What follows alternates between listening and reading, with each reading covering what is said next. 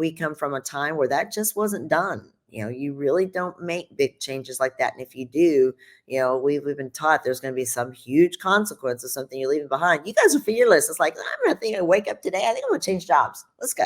It's different. And I think there's a part of that that's very Yeah. wonderful.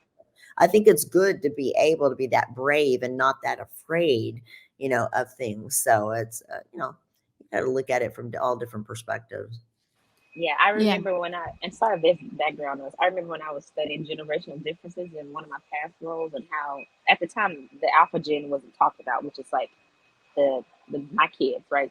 It was more of the baby boomers to the millennials and Gen Y or Gen Z, and they talked about the reason why Gen Xers, which is like 45 to 55, that age group, are so they are more stable. It's because that's what their parents taught them. They seen their parents work a job and retire and Right. live off a pension.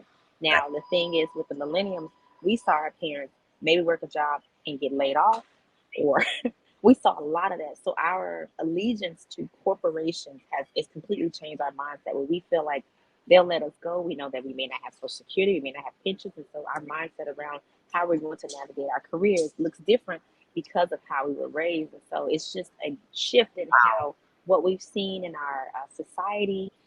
There's a lot of mistrust, there's just different things that we experience. Plus, we have access to so much more now. The Mhm. jobs that we have were not jobs that were even created when our Exactly. parents were coming around. So nothing really looks the same for us. We can literally sit at our computers and post things and be millionaires Right. Yeah. or whatever, or think we are, whatever, right? So it's like just the dynamics of our career in society has shifted the way we look at longevity and jobs and building relationships, which could be not always a good thing, but it's just the times we live in. And so I'm always mindful of that, especially raising kids that are in the alpha generation. I'm like, okay, well, what is that going to look like for them? Like, how are they going to navigate it? Are they going to see me as an entrepreneur and want to do that? Are they going to want to be career driven people? And just kind of making sure I set them up with the character, like Dr. Pixie said at the beginning, that's going to sustain them through whatever they choose in life. So, Yeah, it's interesting.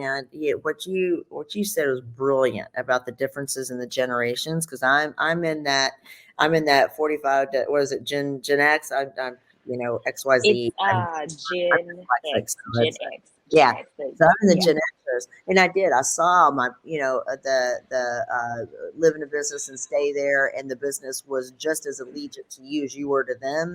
And then Mhm. now you're right, it's completely, but there is no business allegiance and allegiance. I grew up in a time where we went outside at night. We were out till 10 o'clock at night riding bikes miles away from home. I was 7, 8 years old riding my bike 5 miles from home. And my mom didn't know where I was till 10 o'clock at night. We slept outside on the fences. We feared for nothing. And now Mhm. my children, the way I raised them, I wouldn't even let them ride their bike out in the front yard without me out there. You That's know, right. Yeah. Yeah. huge difference in that, in the way that we think now, and that safety feature and whatnot.